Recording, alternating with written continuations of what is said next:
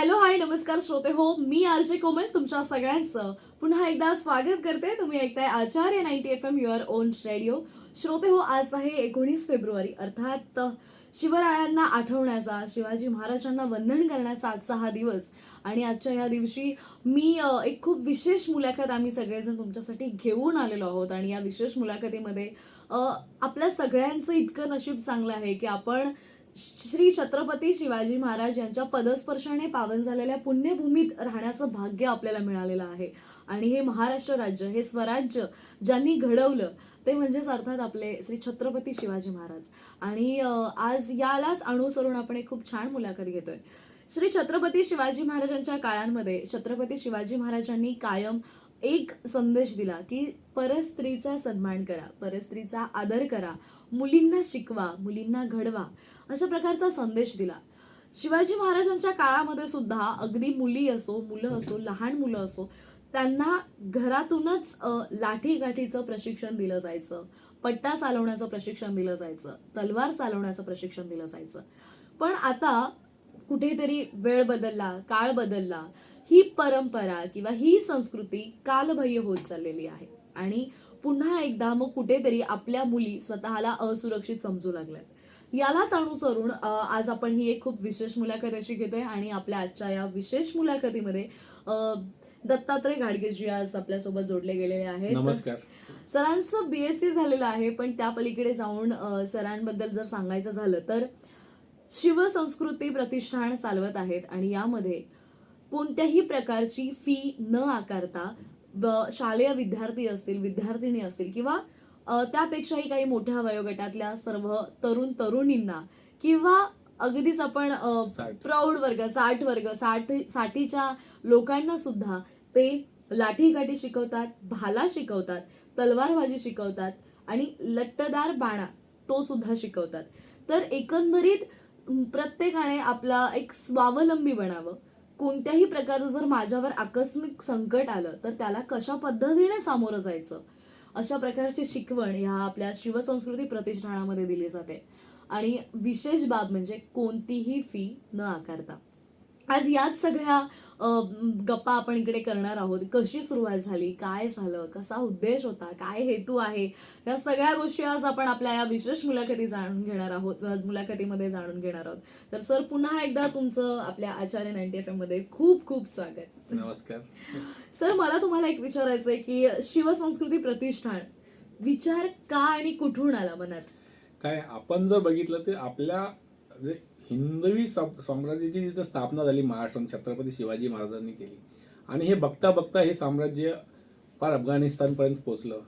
मात्र एवढं असूनही ज्या छत्रपती शिवाजी महाराजांना आपण इथं पूर्ण देश किंवा सगळ्या ठिकाणी पूजलं जातं, मात्र मला असं कुठंतरी वाटलं की त्यांना फक्त पूजणं तेवढं पुरेसं नाही आहे, तर त्यांच्या ज्या काही कला आहेत, युद्धकला आहेत, ह्या सगळ्या आपल्या लोकांनी आत्मसात केल्या पाहिजे. आपण जर बघितलं तर त्यांच्या युद्धकलेचा अभ्यास हा जगातील सगळे मिलिटरी किंवा ज्या काही फोर्सेस आहेत त्या करतात. मात्र आपल्या इकडे जनरल पब्लिकनी सुद्धा केलं पाहिजे, माता भगिनी त्यांनी सुद्धा केलं पाहिजे असं कुठंतरी वाटलं. आणि त्याच्यामुळं स्वसंरक्षण असेल किंवा समाजाचं संरक्षण असेल तर ह्यासाठी मला वाटतं की आपण प्रत्येकाने हे पारंपरिक शस्त्रांचं ट्रेनिंग घेतलं पाहिजे. आपण जर बघितलं की आपला कुठलाही हिंदू देवदेवतांचा जर फोटो बघा आपण, तर प्रत्येक देवतेच्या हातात शस्त्र आहे. हनुमानच्या हातात गदा आहे, महालक्ष्मीच्या हातात तलवार आहे किंवा शंकराच्या हातात त्रिशूल आहे. तर आपण हे विसरलेलं आहे. त्याच्यामुळं मला वाटतं की आत्ताचा जे काळ आहे तर त्या काळामध्ये या शिकत असताना जर शास्त्रांची जर शिक्षण घेत असेल तर शस्त्रही असणार. शास्त्र आणि शस्त्र हे दोन्ही गोष्टीची अत्यंत गरज आहे असं मला वाटतं. त्याच्यामुळे यापुढे जाताना एक सक्षम व्यक्ती म्हणून जर तुम्हाला जीवन जगायचं असेल त्या दोन्ही गोष्टीमध्ये तुम्ही पारंगत असणं खूप गरजेचं आहे. म्हणून आम्ही विचार केला की याचं मोफत ट्रेनिंग चालू करावं आणि जास्तीत जास्त लोकांपर्यंत लवकर पोहोचता येईल म्हणून आम्ही हे सगळं मोफत ट्रेनिंग देत आहोत. क्या बात आहे. आणि केवळ 1.5 वर्षामध्ये मला असं वाटतंय तुम्ही आतापर्यंत ठाणे असेल, इथे ठाण्यामध्ये घोडबंदर रोडला 2 ठिकाणी तुम्ही हे प्रशिक्षण देताय. त्याचबरोबर भिवंडीच्या बाजूलाही तुमचं प्रशिक्षण केंद्र सुरू आहे. कशा प्रकारचा प्रतिसाद मिळतोय सर? आम्हाला खूपच चांगला प्रतिसाद मिळतोय. आत्ता आमचे पहिलं जे आम्ही डोकाळीला चालू केलं तिथं सुद्धा आम्ही पहिल्या दिवशी चालू केलं तर 40 ते 50 मुलं मुली येतात. क्या बात आहे. त्याच्यानंतर लगेच आम्ही आमच्याकडून डिमांड आली की भिवंडीला आमच्याकडे चालू केलं पाहिजे, तर तिथं सुद्धा आम्ही चालू केलं. आणि त्या चालू केल्याच्या नंतर हे काही आमचे व्हिडिओ बघून एक डोकाळे येथे नीलकंठ व्हॅली म्हणून सोसायटी आहे, तिथं महिलांनी पुढाकार घेऊन सोसायटीच्या आतमध्ये सुद्धा आम्हाला बोलवलं की आम्हाला ट्रेनिंग द्या आणि आम्हाला शिकायचं आहे, तर आम्ही तिथेही चालू केलेलं आहे. खूप चांगला प्रतिसाद आहे. आमच्याकडे सध्या 6च प्रशिक्षक आहेत. आमची शर्वरी जगताप आणि तिची टीम सगळे ह्या प्रशिक्षण देतात. आणि मला सांगायला अभिमान वाटतो की आमच्या बरोबर शर्वरी जगताप असेल, प्रथमेश असेल, शर्वी आहे, हे सगळे प्रशिक्षण देणारी मुलं सुद्धा कुठल्याही प्रकारचा एकही रुपया फी न देता काम करतात. आणि महत्वाचं म्हणजे हे सगळे अजून शाळेमध्ये शिकतात, काही कॉलेजमध्ये आहेत. म्हणजे याच शिकता शिकता ते इतरांना शिकवतात. आणि मला गॅरंटी आहे की येत्या वर्षभरात आम्ही पूर्ण ठाणा असेल, भिवंडी असं प्रत्येक शाळा आणि कॉलेजमध्ये हे पारंपरिक शस्त्राचं प्रशिक्षण देऊ. आणि खूप चांगला प्रतिसाद मिळतोय. त्याच्यामुळे लोकांकडूनही खूप चांगला रिस्पॉन्स मिळतोय. इव्हन जी मुलं आमच्याकडे शिकतात ते प्रॅक्टिसला जातात खाली, तर त्यांचा बघून त्यांनाही उत्साह वाटतो की आजूबाजूच्या मित्रमंडळींना बघून त्यांचे इंटरेस्ट आणि असं आपोआप वाढतंय. नक्कीच. म्हणजे आता लाठीकाठी शिकणं किंवा शस्त्र शिकणं हे कितपत महत्वाचं आहे आणि ते गरजेचं का आहे आणि ते शिकल्यानंतर काय प्रभाव त्या व्यक्तीवरती किंवा समाजावर काय पडू शकतो, या सगळ्या गोष्टी आपण आता सरांकडून जाणून घेणार आहोत. पण एक छोटासा गाण्यांचा ब्रेक घेऊयात. या छोट्याशा गाण्याच्या ब्रेक नंतर पुन्हा एकदा मी या मुलाखतीला आपण सुरुवात करू. आणि पुन्हा एकदा आज आपल्यासोबत आपल्या स्टुडिओमध्ये जोडले गेलेले आहेत दत्तात्रय घाडगेजी, आणि आपण एक खूप सुंदर अशी मुलाखत करतोय. आजची ही विशेष मुलाखत आहे. तर या मुलाखतीमध्ये मी आता इथेच एक छोटासा ब्रेक घेते. तुम्ही मात्र कुठेही जाऊ नका, ऐकत रहा Acharya 90 FM your own radio. Hello, hi, नमस्कार श्रोते हो. पुन्हा एकदा छोट्याशा विश्रांतीनंतर मी आरजे कोमल तुमच्या सगळ्यांचं स्वागत करते. तुम्ही ऐकताय आचार्य 90 FM युअर ओन रेडिओ. आणि आज श्री छत्रपती शिवाजी महाराजांच्या जयंतीनिमित्त आपण एक विशेष मुलाखत इथे घेत आहोत. आणि खरंच महाराजांचं जे कर्तृत्व होतं, त्यांचं जे काम होतं, किंवा एकंदरीत स्वराज्य घडवण्याची जी पद्धत होती किंवा जी प्रक्रिया होती, त्यामधून आपण बरंच काही शिकू शकतो. उदाहरणार्थ बघायचं झालं तर अर्थात श्री छत्रपती शिवाजी महाराजांचं मॅनेजमेंट, म्हणजे ज्या पद्धतीने त्यांनी सगळ्या गोष्टी केलेल्या आहेत किंवा करून घेतलेल्या आहेत, त्या सगळ्या गोष्टी वाखणण्याजोग्या होत्या. आणि आज आपण त्याचंच एक कुठेतरी पुढे त्यांची जी परंपरा होती, त्यांची जी संस्कृती होती, ते म्हणजे शस्त्र चालवणं. ही परंपरा किंवा पुढे जाण्यासाठी जर आजच्या तरुणाईला किंवा एकंदरीतच प्रत्येक व्यक्तीला स्वतःचं संरक्षण करता यावं म्हणून ज्यासाठी जे धडपड करतायत किंवा प्रत्येकाने एक स्वावलंबी बनावं हा ज्यांचा प्रयत्न आहे, असे दत्तात्रय घाडगेजी आज आपल्यासोबत आपल्या मुलाखतीमध्ये जोडले गेलेले आहेत. आणि त्यांच्या शिवसंस्कृती प्रतिष्ठान याविषयी आपण गप्पा मारत आहोत. सर, जसं तुम्ही सुरुवातीला सांगितलं की खूप चांगला प्रतिसाद मिळतोय, पण मला हे विचारायचं की आजवर अनेक विद्यार्थी तुमच्याकडे घडून गेलेले आहेत, आणि त्यांचा कशा पद्धतीने त्यांच्यावर प्रभाव दिसून येतो किंवा लाठीकाठी शिकल्यानंतर काय वेगळे पण त्यांच्यात दिसतं? नक्कीच. आपण जर बघितलं की आमच्याकडे उदाहरणं पण अशी आहेत की आता आमच्याकडे काही शिकणाऱ्या मुलं, एक उदाहरण आहे आमच्या ठाण्यात मनोहरनगरचंच. ती मुलगी ज्यावेळी लाठीकाठी शिकायला यायची, त्याच्या अगोदर तिच्या बाबतीत बरीचशी छेडछाड वगैरे असे प्रकार व्हायचे. मात्र लाठीकाठी प्रशिक्षण घेतल्याच्या नंतर ज्यावेळी तिला असं छेडछाडचा प्रकार करण्यात आला, त्यावेळी त्याच ठिकाणी त्याच मुलींनी तिथे दोघांना कानफडवून काढलं. आणि आता परिस्थिती अशी आहे की ती ज्यावेळी त्या रस्त्याने जाते ते पूर्ण लोक तिला घाबरून लगेच निघून जातात. म्हणजे दहशत म्हणण्यापेक्षा एक त्या मुलीमध्ये ज्या शिकलेल्या आहेत त्यांच्यामध्ये स्वतःच्या संरक्षणाबद्दल एक आत्मविश्वास जागृत होतो आणि एक धाडस त्यांच्यामध्ये येतं. त्याच्यामुळे ह्या धाडसापोटी त्या लगेच असं काही छेडछाड झालं तर नक्कीच त्याला प्रतिकार करू शकतात. एक लक्षात घ्या की आपण जरी हे पारंपरिक शस्त्रांचं ट्रेनिंग घेतलं तर शस्त्र काय प्रत्येक वेळी आपल्याकडे असलंच असं काही नाहीये. मात्र ते एक धाडस तयार येतं. आणि जर तुम्ही ज्यावेळी छेड झालं त्याच वेळी जर तुम्ही लगेच प्रतिकार जर केला तर नक्कीच समोरच्याची हिंमत नाही होणार तुम्हाला छेडछाड करण्याची, आणि हा विषय तिथल्या तिथं संपेल. त्याच्यामुळं ह्याचा खूप चांगला परिणाम ह्या सगळ्या आम्ही आत्तापर्यंत शिकवलेल्या मुलींमध्ये दिसून येतो. त्याच्या व्यतिरिक्त अजून एक खूप चांगलं आणि पॉझिटिव्ह हे दिसून येतं की आता काही आमच्या शिक्षण घेणार आमच्याकडे जे पारंपरिक शस्त्रांचं प्रशिक्षण घेतात त्यांच्या आई वडिलांनी आम्हाला असं सांगितलं की आमचा मुलगा अगोदर टीव्ही जास्त बघायचा, मोबाईल जास्त बघायचा, की आता तो काय येतो शाळेतून येतो आणि त्याच्याकडे जेवढा खेळायचा वेळ असतो तो लगेच काठी घेतो आणि खाली प्रॅक्टिसला जातो. आणि महत्वाचं म्हणजे ते त्याच्या आजूबाजूला जी मुलं आहेत तेही त्याला बघतात की बाबा कसा चालवतो. त्याच्यामुळे त्यालाही खूप स्फूर्तीदायक वाटतं. आणि म्हणजे एकंदरीत जर आता जर मुलांचं प्रमाण ग्राउंडवरती जाण्याचं किंवा प्रत्यक्षात खेळण्याचं जे प्रमाण बघितलं तर कमी झालंय कारण मोबाईल आणि टीव्हीमुळे, तर ते यांनी वाढतंय. म्हणजे प्रत्यक्षात मैदानात जातात आणि खेळतात. तर त्याच्यामुळं हा एक खूप चांगला सकारात्मक बदल जो आहे मुलामध्ये दिसून येतोय आम्हाला. सर साधारणपणे किती दिवस लागतात किंवा किती दिवसाचं प्रशिक्षण आपण देताय किंवा किती महिन्यांचं प्रशिक्षण देताय? आत्ता जर आपण बघितलं तर आम्ही आठवड्यातून एक दिवस प्रशिक्षण देतो. आणि आम्ही असं काही नाही सांगितलं कसं आहे की याच्यामध्ये तुम्ही एक प्रशिक्षण घेतलं की पुढचा टप्पा आहे, त्याचा पुढचा टप्पा आहे. त्याच्यामुळे आम्ही आमच्याकडे जी काही मुलं आलेली बेसिक तुम्हाला शिकायला मिनिमम 3-1 महिने लागतात. त्याच्यामुळे तुम्ही अजून तेवढं शिकले अजून पुढचं प्रशिक्षण आहेच. पहिला काठीचं देतो, नंतर हळूहळू शस्त्रांचं प्रशिक्षण होतं वेगवेगळं.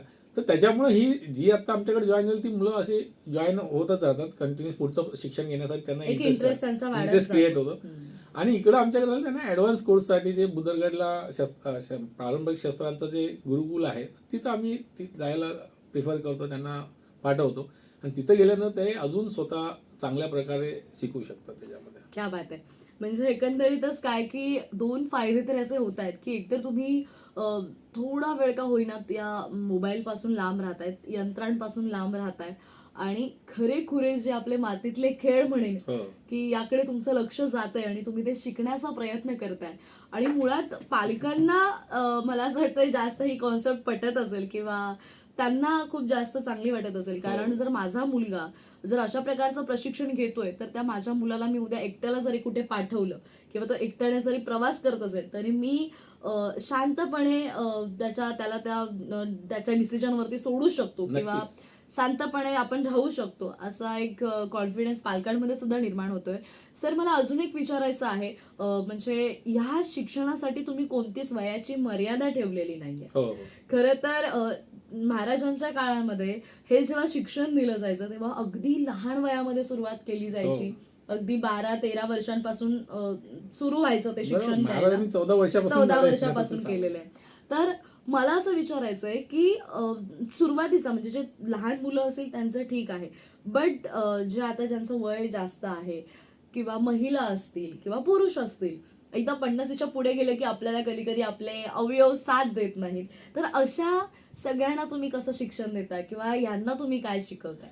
एक लक्षात घ्या की जर खरंच शिकायची जर आवड असेल ना तर वयाचं कुठलंही बंधन नाही असं मला वाटतं. आता जर आमचं निलकंठ व्हॅली या सोसायटीमध्ये बघितलं तर महिलांनी पुढाकार घेतलेला आहे आणि तिथं सगळ्या महिला या 50 आणि 60-45च्या आसपास आहेत. तर सगळ्यात जास्त लवकर त्या महिलांनी शिकलं, जवळ 1.5 महिन्यात शिकून या 26 जानेवारीला त्यांच्या सोसायटीचा जो काही प्रोग्राम होता प्रजासत्ताक दिनाचा त्या दिवशी त्यांनी डेमॉन्स्ट्रेशनही दिलं. वा. म्हणजे वयाची कुठलीही अट याच्यामध्ये नाहीये. नाहीये. त्याच्यामुळे तुम्ही कुठल्याही वयामध्ये शिकू शकता. येस. तर श्रोते हो, आज श्री छत्रपती शिवाजी महाराजांची जयंती आणि या निमित्ताने आपण एक खूप विशेष मुलाखत इथे घेत आहोत आणि या मुलाखतीमध्ये जोडले गेलेले आहेत शिवसंस्कृती प्रतिष्ठानचे दत्तात्रय घाटगेजी आणि त्यांच्यासोबत आपण ह्या गप्पा अशाच पुढे चालू ठेवणार आहोत. पण घेऊयात एक छोटासा गाण्यांचा ब्रेक. तुम्ही मात्र कुठेही जाऊ नका, ऐकत रहा Acharya 90 FM your own radio. Hello hi नमस्कार श्रोते हो, मी आरजे कोमल तुमच्या सगळ्यांचं पुन्हा एकदा स्वागत करते. तुम्ही ऐकताय आचार्य 90 FM युअर ओन रेडिओ आणि आपला आजचा विशेष सेगमेंट आहे, आपली आजची विशेष मुलाखत आहे. आज श्री छत्रपती शिवाजी महाराज यांची जयंती आणि या निमित्ताने आपण एक खूप वेगळी मुलाखत इथे घेत आहोत. जे पालक, जे विद्यार्थी किंवा जो तरुण वर्ग ही मुलाखत ऐकतायत त्यांनी नक्की याचा त्यांना फायदा होईल किंवा ज्यांना असं वाटतंय की अरे मला स्वावलंबी बनायचंय किंवा मला असं स्वतः मी कुठेही गेले तरी मी घाबरलो नाही पाहिजे किंवा मला निडर व्हायचंय, अशा वाटणाऱ्यांसाठी खरं तर ही विशेष मुलाखत आहे मी असं म्हणेन. तर सरांकडून आपण शिवसंस्कृती प्रतिष्ठान आणि त्यांच्या मार्फत दिलं जाणारं प्रशिक्षण याविषयी जाणून घेत होतो. पण सर, एक आरजे म्हणून मला थोडासा वेगळा प्रश्न पडलाय. आता बरेच जण असं म्हणतात किंवा बऱ्याच जणांचं एक असं असतं की अरे लाठीकाठी शिकतोस, काय करतोयस तू, काही दररोज जाताना थोडी ना लाठीकाठी घेऊन जाणार आहेस, किंवा तू तलवारबाजी शिकलास, तलवार तू दररोज कॅरी नाही करू शकत, किंवा पट्टा चालवणं असेल किंवा भाला असो, ह्या सगळ्या गोष्टी तुम्ही शिकलात. तर या गोष्टी सुरुवातीच्या काळामध्ये प्रत्येकाच्या घरामध्ये ह्या गोष्टी होत्या, असायच्या, प्रत्येकाकडे. पण हल्ली आपण ह्या गोष्टी जवळ बाळगू शकत नाही. तर असं असताना ह्या गोष्टी शिकून काय फायदा आहे, जेव्हा अशा प्रकारचे प्रश्न तुम्हाला येतात, किंवा मला सुद्धा असा प्रश्न पडलाय, तर बरोबर. त्याविषयी काय सांगाल? एक लक्षात घ्या की धारदार शस्त्र आपल्याला ठेवता येत नाही, मात्र लठ्ठेदार बाणू असेल, लाठी असेल, या तुम्हाला ठेवता येण्याजोग्या गोष्टी आहेत. खरं याचा पॉझिटिव्ह फायदा मी या अगोदरही तुम्हाला सांगितलं की ज्या मुलांमध्ये हे चालवतात किंवा हे प्रशिक्षण घेतलेलं त्यांच्यामध्ये एक धाडस तयार होतं. आणि आपण अगोदर म्हणायचं की मर्दानी खेळ खेळले पाहिजे. जे एकमेकात भिडायची जी वृत्ती आहे ती ह्या शस्त्र प्रशिक्षण घेतलेल्या विद्यार्थ्यांमध्ये किंवा येते. आणि त्याच्यामुळं त्यांच्याकडे प्रतिकार करण्याची जी इच्छा आहे किंवा जी शक्ती आहे ती वाढते. त्याच्यामुळं नक्कीच आपण काय करतो त्याच्यापेक्षा आपली इच्छाशक्ती काय त्याच्यावरती खूप डिपेंड आहे. त्याच्यामुळं हे शस्त्र जर शिकलं तर तुमचा कॉन्फिडन्स वाढतो. आणि माझं तर ठामपणे मी नेहमी म्हणत असतो की मुलींना शिक्षण घेताना आपण म्हणतो सेल्फ डिफेन्स, पण माझं तर असं मत आहे की जर हे पारंपरिक शस्त्रांचं प्रशिक्षण घेतलं तर सेल्फ डिफेन्स नाही तर पूर्ण समाजाचं रक्षण सुद्धा त्या महिला करू शकतात. नक्कीच नक्कीच, अगदी खरी गोष्ट तुम्ही इथे आज सांगितलीत. आणि म्हणजे मला असं वाटतं की बऱ्याच वेळेला आपण का थांबतो एखादी गोष्ट करण्यापासून, तर माझ्या मनात त्याविषयी भीती आहे तयार की मी कसं करू, अरे मी एकटी आहे तर मी ह्याला फेस करू का, किंवा मी याच्या समोर जाऊ का. मुळात त्या भीतीमुळेच आपण तिथे थांबतो, तो आत्मविश्वास आपल्यात नसतो. आणि कुठेतरी हे मर्दानी खेळ शिकल्यामुळे आपसुकच एक ताकद मनाची आणि फिजिकली शरीराची सुद्धा आपली तयार होते. आणि मे बी त्याच्यामुळेच ह्या सगळी जरी हत्यारं जवळ नसली तरी आपण स्वतःचं संरक्षण चांगलं करू शकतो. नक्कीच. आणि सर, मला असं विचारायचं आहे की तुम्ही आता 2-3 ठिकाणी प्रशिक्षण देताय, पण मला असं कळलंय की तुम्ही लवकरच शाळांमध्ये आणि कॉलेजेसमध्ये जाऊन सुद्धा प्रशिक्षण देणार आहात. कसं असणार आहे ते स्वरूप, काय? आत्ताच मी काही शाळांशी बोलणं झालेलं आहे आणि काही शाळांनी आम्हाला इन्व्हाइट पण केलेलं आहे. आत्ता आमचं ठरलेलं की आम्ही अजून कमीत कमी या 2 महिन्यामध्ये 10 शाळा आणि कॉलेजमध्ये चालू करणार आहोत. क्या बात आहे. कारण आत्ता आमच्याकडे जवळजवळ 200-250 मुलं प्रशिक्षण घेतात. तर आमचं टार्गेट आहे की लवकरात लवकर जास्तीत जास्त लोकांपर्यंत पोचायचं असेल तर शाळा आणि कॉलेज हे एक असं माध्यम आहे की तिथं जास्तीत जास्त लोकांपर्यंत आणि लवकरात लवकर पोचू शकतो म्हणताना. आणि हा एक असा विषय आहे की सगळ्या शाळांमध्ये सुद्धा सगळे जे काही ट्रस्टीज आणि हे सगळे आहेत त्यांनाही खूप हा इंटरेस्टिंग विषय वाटतोय. त्याच्यामुळं आम्ही भेटलेलो आणि लवकरच काही शाळांमधून आम्ही हे चालू करणार आहोत. नक्कीच नक्कीच. आणि मला असं वाटतंय की तळागाळात पोहोचून काम करणं म्हणजे काय असतं, तर हे असं. कारण महाराज जेव्हा जेव्हा असं कोणतीही आखणी करत असत मोठ्या कामाची, तेव्हा ते अगदी तळागाळापासून सुरुवात करत. आणि तुम्ही सुद्धा मला असं वाटतंय आज जो हा विडा उचललाय की पारंपरिक शस्त्र प्रत्येकाला शिकली पाहिजेत, प्रत्येकाने त्या बाबतीत स्वतःचं संरक्षण करायला शिकलं पाहिजे. आणि त्यासाठी तुम्ही स्वतः धावताय, तुम्ही स्वतः तळागाळात पोहोचून लोकांपर्यंत पोहोचण्याचा प्रयत्न करताय आणि लोकांना फुकट म्हणजे विनामूल्य प्रशिक्षण देत आहे. तर खरंच हे कमालीच आहे. आणि मला अजून एक प्रश्न विचारायचा आहे सर, पण शेवटी म्हणतात की सगळी सोंग आणता येतात पण पैशाचं सोंग आणता येत नाही. तर एकंदरीत या सगळ्या प्रशिक्षणासाठी जागा असेल किंवा जे साहित्य आपण वापरतो ते साहित्य असेल किंवा इतर बऱ्याच काही छोटा मोठा खर्च आहे, तुम्ही विनामूल्य हे करताय, हे कसं सगळं मॅनेज करताय? माझं एक असं मत आहे की जर तुम्ही खरंच समाजासाठी आणि चांगलं काम करत असाल तर समाज नेहमी तुमच्या पाठीशी असतो. आणि हा मला प्रत्यक्ष अनुभव आलेला आहे. आणि मी हे चालू केल्यापासून वेगवेगळ्या स्तरातून मला जिथं जिथं गरज असेल, लाठींसाठी गरज असेल किंवा काही असेल तर लगेच आम्हाला मदत मिळते. त्याच्यामुळं मला वाटत नाही की कुठल्या ह्या विषयात आम्हाला कधीच पैशाची चणचण जाणवली नाही किंवा साहित्य वगैरे लागणं त्याच्यामध्ये कधीच आम्हाला कुठल्या पैशाची कमी भासलेली नाही. त्याच्यामुळं हे काम पुढे नेण्यासाठी समाजातून सुद्धा खूप लोकांची मदत आम्हाला होते. आणि माझी सगळ्या समाजाला सुद्धा विनंती आहे की आपण ज्यावेळी शिवजयंती असते त्यावेळी आपण सगळीकडे शिवजयंती साजरी करतो, मात्र मला असं वाटतं की त्याच्यासोबत फक्त एक दिवस शिवजयंती साजरी न करता बरोबर. ह्या पारंपरिक शस्त्रांचं प्रशिक्षण जर सगळ्यांना दिलं तर ती खरी शिवजयंती साजरी होईल. कारण काय आहे की एक लक्षात घ्या, जर छत्रपती शिवाजी महाराजांची जी कला आत्मसात जर आपण केलं असतं, शस्त्रांचं ट्रेनिंग जर आपल्या पूर्वजांनी सगळ्यांनी कंटिन्युअस जर घेतलं असतं, तर मला वाटतं की आपला इतिहास जो वेगळा असला असता. परत एवढं असून सुद्धा छत्रपती शिवाजी महाराजांची युद्धनीती एवढी अप्रतिम आहे की जे पूर्ण जगात त्यांचा युद्धनीतीचा अभ्यास केला जातो. एवढं असून सुद्धा इंग्रजांनी परत भारतावरती राज्य केलं. मला वाटतं की जर आपण त्यांची ही जर कला पुढे चालू ठेवली असेल तर ती वेळ आलीच नसते आणि इतिहासच बदलला वेगळा असता, असता, बरोबर. वेगळा असता. त्याच्यामुळे मला अजूनही सगळ्यांना समाजामध्ये जे काही शिवाजी महाराजांच्या विचाराने चालणारे लोक आहेत त्यांना विनंती आहे की ह्या कलेला जेवढं जास्तीत जास्त लोकांपर्यंत नेता येईल तेवढं नेण्याचा प्रयत्न करावा. आम्ही सगळ्यांना खुलं आवाहन करतो की त्यांनी जिथं जिथं त्यांना शिकवायची इच्छा आहे आम्हाला सांगा, आम्ही शिकवण्यासाठी तयार आहोत. क्या बात आहे. म्हणजे नक्कीच लवकरच एक लाट अशी येईल की जिथे तिथे नक्कीच. आपल्याला लोक शस्त्र शिकतायत, पारंपरिक शस्त्र शिकताना दिसतील. आणि मला असं वाटतंय ही खरंच एक वेगळी लहर आहे आणि जी तुम्ही स्वतः घेऊन आलेला आहात. आणि आता तुमचे बऱ्याच ठिकाणी प्रोग्राम्स होत आहेत, कार्यक्रम होत आहेत.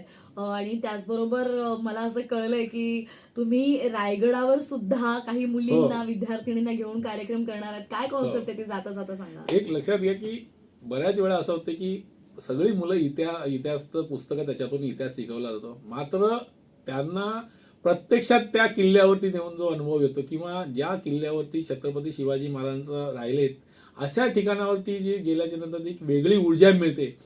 ती ऊर्जा जर ह्या विद्यार्थ्यांना मिळाली तर ह्यांची जी शिकण्याची कला आहे किंवा इतिहासाबद्दलची जी आवड आहे ही खूप चांगल्या प्रकारे वाढेल. आणि मला वाटतं की आता जे काही आमच्याकडे शिकणार त्यांना आम्ही हिंदवी साम्राज्य दिन आता जूनमध्ये पहिल्या आठवड्यात असेल त्यावेळी आम्ही ह्या सगळ्या मुलींना आम्ही रायगडावरती नेणार आहोत. आणि आता आपण 350 वर्ष हिंदू साम्राज्य दिनाला पूर्ण होतात, तर आमचं टार्गेट आहे की 350 मुलींना आम्ही त्या रायगडावरती नेऊन क्या बात तिथं एकत्र हे डेमो घेणार आहोत. त्या लाठीकाठी असेल किंवा तलवारबाजी असेल आणि एक वेगळा अनुभव त्यांना होईल. आणि मला वाटतं की हे जर अनुभव घेतील तर त्या कधीही विसरणार नाहीत आणि यापुढेही त्या या लाठीकाठीचं प्रशिक्षण होईल किंवा शस्त्र असेल त्या घेतील आणि इतरांनाही प्रमोट करतील. नक्कीच. खरंच खूप छान विषय आहे हा. आणि तुम्ही लवकरच येत्या कार्यक्रम हा रायगडावर होईल यात काही शंकाच नाही. कारण इतके विद्यार्थिनी आपल्याकडे तयार झालेले आहेत आणि तितके सगळे मुलं असतील किंवा अनेकांनी हे प्रशिक्षण घेतलेलं आहे. आणि मुळात महिला असतील किंवा इतर सर्व असतील ह्यांना तुम्ही पुढे आणण्यासाठी किंवा त्यांना एक स्वतःचं संरक्षण स्वतः करण्यासाठी ज्या प्रकारचं तुम्ही ट्रेनिंग देताय ते खरंच खूप वाखाणण्याजोगं आहे. तुम्ही करत असलेलं काम खूप वाखाणण्याजोगं आहे. आणि आज धन्यवाद. म्हणूनच श्री छत्रपती शिवाजी महाराजांच्या जयंती निमित्त आपण या विशेष मुलाखतीमध्ये आम्ही तुम्हाला बोलवलं आणि तुम्ही तुमच्या एकंदरीत राबवत असलेल्या उपक्रमाबद्दल आम्हाला बरीच माहिती दिली. त्यामुळे मी आमच्या आचार्य 90 FM च्या वतीने तुमचे खूप खूप आभारी आहे. खूप खूप धन्यवाद तुम्हालाही. तर श्रोते हो, आज श्री छत्रपती शिवाजी महाराज यांची जयंती. जसं सरांनी एक संदेश सांगितला आता जाता जाता सर म्हणाले की केवळ एक दिवस महाराजांचा जय जयकार करून चालणार नाही, तर महाराजांनी ज्या पद्धतीने काम केलं त्यांच्या पावलांवर कुठेतरी पाऊल टाकण्याचा प्रयत्न किंवा त्यांनी ज्या प्रकारे स्वराज्य घडवलं त्या प्रकारे त्यांनी ज्या पद्धतीने महिलांचा आदर केला, त्यांचे जे विचार आहेत, त्यांचे आचार आहेत हे आत्मसात केले पाहिजेत. किंवा त्यांनी जे शस्त्र सुरू केले, चालवत होते, ते शिकवत होते सगळ्यांना, तशा प्रकारचा आपण जर हा जो वारसा आहे, ही परंपरा आहे, ही संस्कृती आहे, ही आपण जर अशीच पुढे सुरू ठेवली तर खऱ्या अर्थाने ती जयंती साजरा केल्याचं होईल. नक्कीच. आणि याच्या विशेष मुलाखतीमध्ये दत्तात्रय घाडगेजी आज आपल्यासोबत जोडले गेले होते आणि खूप विशेष आणि आजची मुलाखत ही खूप सुंदर झाली. तुम्हाला ही मुलाखत कशी वाटली किंवा सरांशी जर तुम्हाला कनेक्ट व्हायचं असेल तर तुम्ही आमच्याशी नक्की संपर्क करू शकता. आमचा संपर्क क्रमांक आहे 9167993399. आणि या सेगमेंटमध्ये आरजे कोमल इथेच तुमची रजा घेते. तुम्ही मात्र कुठेही जाऊ नका. ऐकत रहा Acharya 90 FM your own radio. धन्यवाद.